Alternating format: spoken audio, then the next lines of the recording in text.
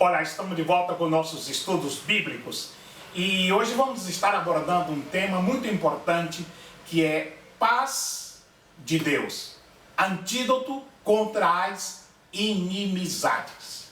É um tema que eu creio que é muito importante para os dias em que vivemos, quando a sociedade anda em busca da tão almejada paz.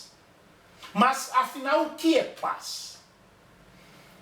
Nós começamos definindo o que é paz. No Antigo Testamento, na Bíblia Sagrada, o termo shalom, em hebraico, se refere à ideia de ausência de conflito. Entretanto, por toda a Bíblia, o termo tem uma extensão de significado muito mais ampla. Pode significar bem-estar do indivíduo, de grupos, de nações, prosperidade física e material e muitas outras coisas. A paz, nós sabemos que é o desejo mais profundo do ser humano. Por acaso, ela é uma promessa de Deus aos filhos de Deus. Não é por acaso isso. Não é por acaso. Assim que, quando Deus promete paz, Ele promete a si mesmo àqueles que o reconhecem. Ele promete a si mesmo àqueles que recebem ao seu Filho Jesus como Senhor e Salvador de suas vidas. Desde muito cedo, os homens de bem se complementavam assim: paz seja convosco. Isso vemos já no livro de Gênesis, no capítulo 43, no versículo 23. O Antigo Testamento nos ensina a abençoar as pessoas. O livro de Números, no capítulo 6, no versículo 26, diz: o Senhor sobre ti levante o rosto e te dê a paz. Já no Novo Testamento, a palavra paz tem seu sentido ampliado para a ideia de satisfação da ira de Deus por meio da morte de Cristo na cruz. Ou seja, essa satisfação vem justamente sobre o cristão quando ele reconhece que a morte de Cristo na cruz foi justamente para estabelecer a paz entre os homens. Outro sentido é o de paz interior, que, embora não se caracterize pela ausência de lutas ou adversidades circunstanciais, mostra-se suficiente para trazer discernimento e controle emocional diante de momentos de angústias, de dúvida, de terror. Então, a paz, ela tem uma abrangência muito ampla. Nós falamos que a paz de Deus é diferente da paz dos homens. As Escrituras, a Bíblia Sagrada, elas fazem diferença entre paz e paz. Sim, para Deus, uma é a paz que permanece, a paz que é eterna. Agora, a paz dos homens é bem diferente. Ou seja, a paz do homem e a paz de Deus. Qual é a diferença que existe entre elas? O próprio Jesus, ele, em sua mensagem, ele começa falando da diferença entre paz e paz. Ele disse: minha paz vos deixo, a minha paz vos dou. Não vos la dou como o mundo a dá. Afinal, uma é a paz dos homens e a outra é a paz de Deus. A paz dos homens é conhecida como a paz dada pelo mundo. A paz dos homens tem que ver com conforto, equilíbrio de poderes, controle, domínio, bens, segurança, sucesso, liberdade de expressão, determinações afetivas, reconhecimento, tranquilidade, autodeterminação, boas sensações, etc. Essa é a paz que o mundo promete e pode dar. Ora, tire qualquer uma dessas coisas que mencionamos de um homem e ele perderá toda a paz que supostamente possuía. A paz de Deus, no entanto, não é assim, pois se a paz dos homens decorre de muitas bênçãos e prosperidades, a paz de Deus, no entanto, decorre de Deus, apenas de Deus, e não das circunstâncias favoráveis que o homem possa viver. A paz do homem é sempre emocional. A paz de Deus, entretanto, ela é ultra circunstancial, visto ser um estado que transcende a tudo. É bem diferente daquilo que o ser humano crê que pode conseguir através do seu semelhante, de outro ser humano. Vale a pena repetir as palavras de Jesus quando ele fala sobre a paz da terra e a paz do céu. A minha paz vos dou, disse Jesus. Não vos la dou como o mundo a dá. Ou seja, há uma diferença marcante, bem marcante no que diz respeito à paz que vem de Deus e a paz que vem do mundo, a paz que vem do homem. Por isso, Jesus, ele fez questão de frisar que a paz que ele trouxe, que a paz que veio do céu com ele, porque ele veio do céu, não é igual à paz que podemos encontrar no mundo. Por quê? Porque ele, Jesus, é a própria paz. Não existe paz sem ele. A falta dele, a falta de Jesus em nossas vidas é falta de paz. Uma paz tal que não precisa de ausência de guerra para estar estabelecida, pois é paz interior. É uma paz que frutifica de dentro para fora. É algo permanente e que só pode ser adquirida mediante um compromisso de fidelidade entre nós e Deus. Bom, então nós vemos que tem paz e paz, ou seja, paz de Deus e paz do mundo. Então vem a pergunta: qual é a paz autêntica? Quando nós falamos em paz autêntica, eu digo sempre que a paz autêntica tem dois pressupostos.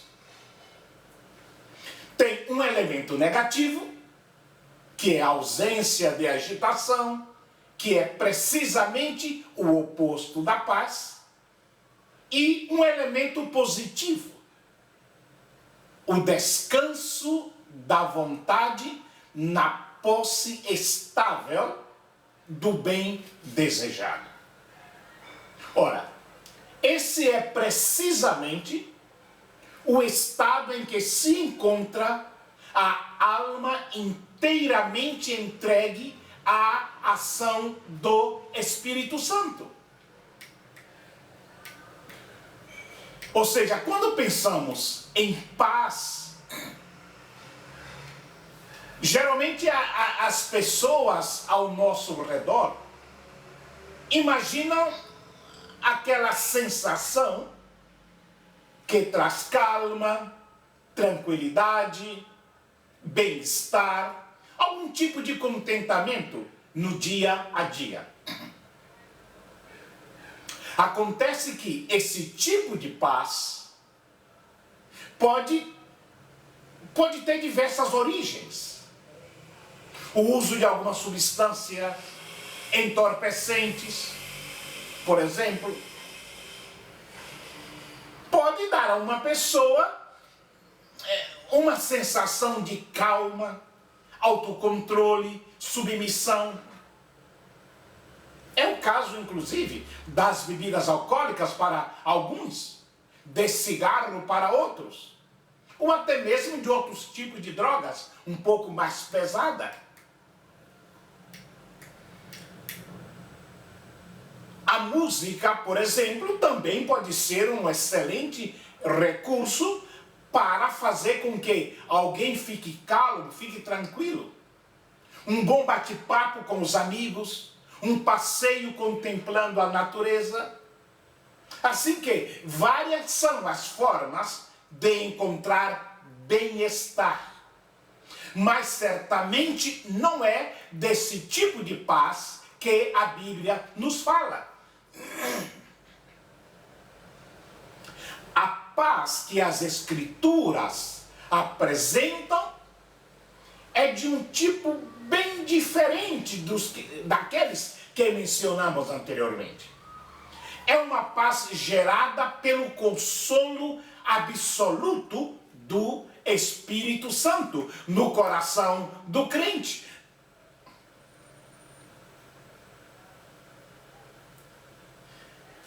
Sem essa experiência vital de transformação, é impossível viver a paz genuína. A certeza da fé é que dá ao coração do crente a segurança de enfrentar quaisquer situação. O apóstolo Paulo, ele afirmou: o próprio Senhor da paz lhes dê a paz. Assim que a primeira característica da paz genuína é que ela é originada no próprio Deus, sendo um dos aspectos do fruto do Espírito. Aí nós falamos sobre a natureza da paz.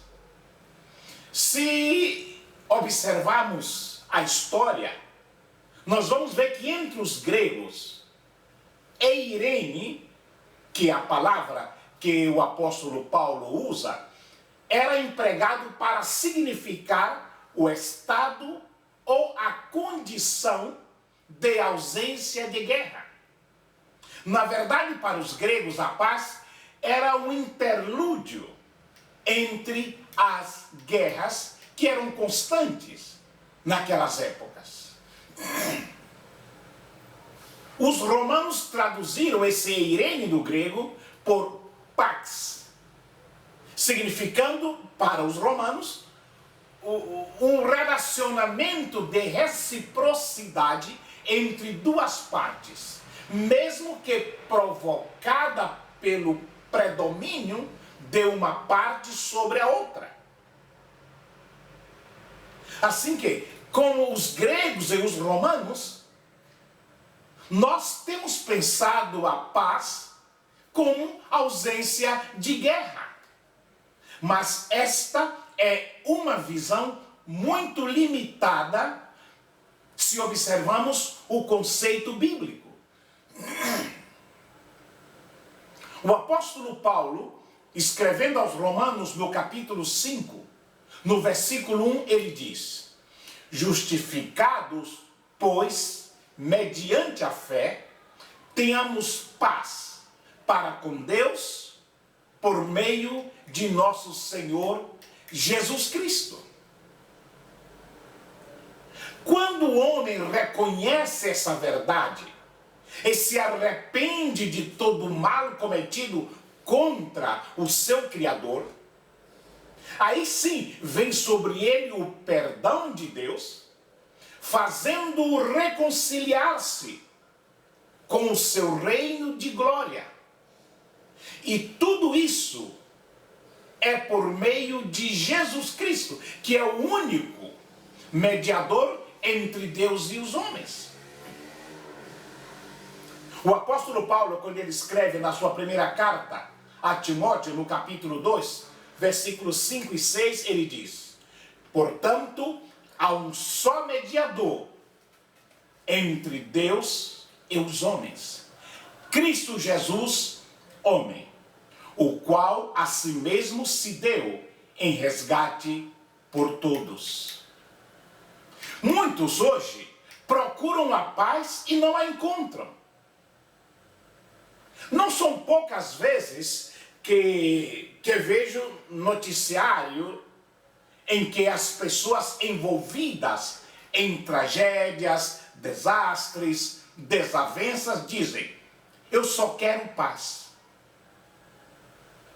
Mas a verdadeira paz só pode vir através da reconciliação do homem com o seu Criador. Não há outro meio. Aí vem outra palavra: gozo e paz. Gozo e paz, meus queridos, estão intimamente ligadas. Satanás conseguirá certamente roubar nosso gozo se ele tirar a nossa paz. Eu creio que, quando observamos o Antigo Testamento, Deus nos deu Jó para quê?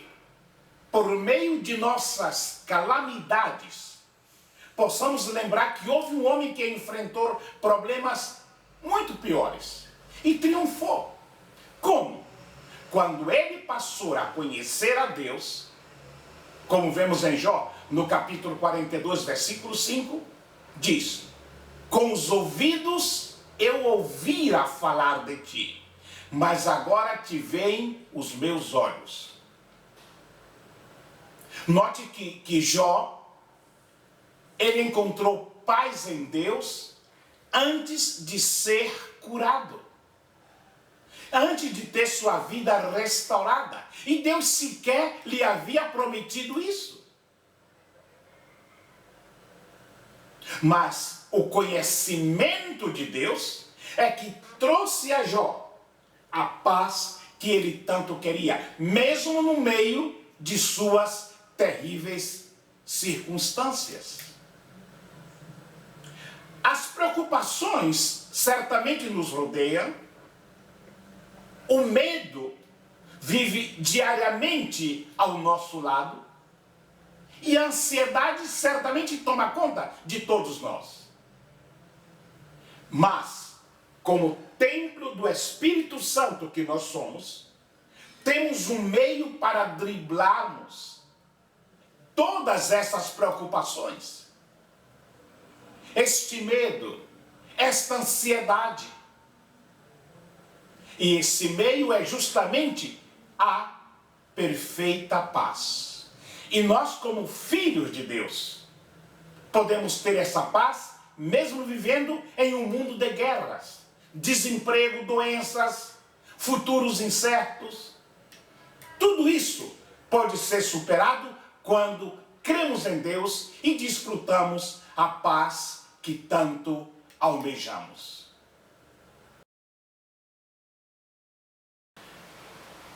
Fruto do Espírito, paz. Mas quando falamos em fruto do Espírito, temos que nos preocupar com as obras da carne. É muito comum ouvir por aí o quanto a vida é uma guerra. E já que toda guerra é formada por batalhas, podemos dizer que a maior delas é a que se passa dentro de cada um de nós. O apóstolo Paulo aos Gálatas, no capítulo 5, no versículo 17, ele nos escreve: porque a carne milita contra o espírito, e o espírito contra a carne, porque são opostos entre si. O espírito a que o apóstolo Paulo se refere é Deus em nós. Mas o que seria essa tal de carne? A carne aqui são as atitudes que causam a separação entre nós e Deus. Uma mente focada em seus impulsos, em seus desejos, não pratica a palavra de Deus. Tudo isso é sinônimo de carne. Quando a mente não está focada em fazer a vontade de Deus, obviamente ela estará suscetível a pensar em tudo o que é contrário às coisas divinas. E todos os pensamentos que nutrimos mais cedo ou mais tarde, eles irão transformar-se em ações, quer você queira ou não. E é aí, com pensamentos totalmente distantes de Deus, que as obras da carne irão manifestar-se. As inimizades é um exemplo disso. A palavra inimizade vem do latim vulgar, inimicitas, que quer dizer sentimento duradouro de hostilidade, ódio, aversão, malquerença. É o sentimento que, uma vez estabelecido no coração de alguém contra outra pessoa, não lhe permite desejar o bem do outro, não lhe permite se alegrar em hipótese alguma com a vitória do outro. Faz com que o outro sempre lhe pareça rival, mesmo que não seja. Inimizade é também, podemos dizer, o sentimento que faz com que a pessoa procure sempre andar na contramão do que a outra pessoa gosta. A Bíblia diz que a inimizade com o mundo, ou melhor, que a amizade com o mundo é inimizade com Deus. Ou seja, quem ama os prazeres mundanos está andando na contramão da vontade de Deus. A inimizade como sentimento é retratado pelo apóstolo Paulo em suas epístolas e parece tratar-se de uma antipatia gratuita, sem causa aparente, desinteligência, falta de compreensão, mal-entendido. É algo que não condiz com a vida de alguém que diz que é filho de Deus. Muitas vezes as pessoas se tornam nossas inimigas sem que essa pessoa saiba que o é. E na maioria das vezes não temos nenhum inimigo. É a nossa mente quem cria situações que não existem. E nós gratuitamente elegemos inimigos. E como fica a relação do cristão e a inimizade? Assim que, como nós definimos antes, a inimizade significa aversão, antipatia, desafeição, sentimento de não gostar de alguém, não amar. Inimigo, eu digo sempre, é aquele que tem inimizade. É aquele que é contrário, é aquele que é oponente, é aquele que é adversário. E ainda podemos dizer, ampliando o leque desta definição, que inimizade é um sentimento de não gostar de alguém, ser contrário. Trazendo para o contexto, é não amar. É ser contrário ao próprio irmão.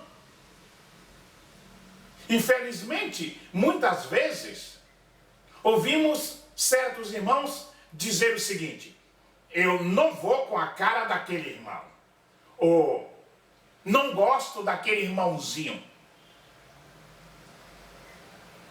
Quando não gostamos de alguém, sentimos o quê? Sentimos aversão por essa pessoa. Isso é um sentimento de inimizade. E como cristão, alguém que diz que nasceu de novo, fica difícil imaginar não amar aquele pelo qual nosso Senhor Jesus deu a sua vida também por ele. Paulo nos lembra que o nosso inimigo não é o nosso irmão. Aos Efésios, no capítulo 6, no versículo 12, ele escreve que a nossa luta não é contra carne e sangue.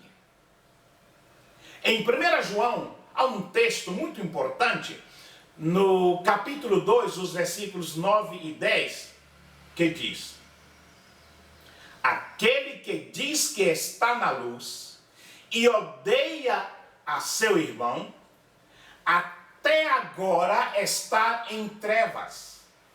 Aquele que ama seu irmão está na luz e nele não há escândalo. Aí você me diz: ah, pastor, mas aquele irmão é muito chato, é muito enjoado, é difícil de tragar. Eu concordo que existem pessoas que nós não achamos legais e fazem coisas com as quais não concordamos. Mas amar é uma decisão. Precisamos decidir amar as pessoas, independente se nós julgamos merecedoras ou não. O Senhor nos aceita e nos ama mesmo com as nossas falhas e imperfeições. Se nós queremos parecer com Cristo, ser cristão, precisamos amar a todos, pois as inimizades nos trazem problemas ao corpo de Cristo, que é a sua igreja aqui na terra. Porque quem não ama não conhece a Deus. Porque Deus é amor. É o que diz a sua palavra. O apóstolo Paulo, ele nos orienta dizendo: finalmente, irmãos, tudo que é verdadeiro, tudo que é respeitável, tudo que é justo, tudo que é puro, tudo que é amável, tudo que é de boa fama, se alguma virtude e se algum louvor existe, seja isso o que ocupe o vosso pensamento. O que também aprendestes e recebestes e ouvistes e vistes em mim, isso praticai, e o Deus de paz será convosco. Queridos, esse texto de Filipenses, no capítulo 4, versículos 8 e 9, nos mostra como deve ser um cristão interiormente. Quando se está em espírito, rapidamente é detectado qualquer pensamento contrário, que se neutraliza com o uso da fé, sacrificando os desejos que só levam ao sofrimento de uma vida distante de Deus. Ainda que em primeiro momento eles parecem bons, parecem interessantes, parecem satisfatórios. Querido, nós temos que aprender a rechaçar, a recusar esses sentimentos, porque só assim você irá garantir a permanência no reino de Deus e a futura entrada no reino dos céus. Que Deus nos abençoe.